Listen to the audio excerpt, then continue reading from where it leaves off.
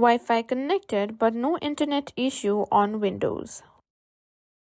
If you've ever been connected to Wi-Fi but your internet just won't load anything, you're not alone. This is a frustrating issue, but I'm here to help you fix it quickly.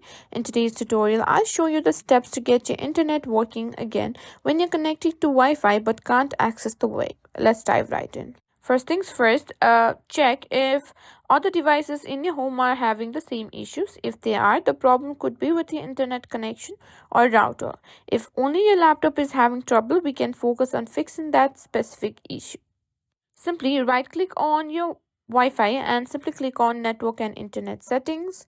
From there, simply find Troubleshoot. If you cannot find it over here, you can also search for it. Simply search for Troubleshoot Settings.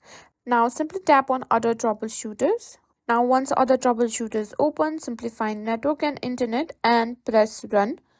Windows has a built-in network troubleshooter that can automatically detect and fix network problems. Once you've done that, this will start the troubleshooting process and Windows will attempt to fix the issue for you. Now, if this also didn't help, at the search bar again, simply tap on Network Reset. Click on it. Now, simply tap on a Reset Now. This can help resolve network-related issue. And that's it. These are the steps you can take to fix the Wi-Fi connected but no internet issue on your Windows 10 laptop.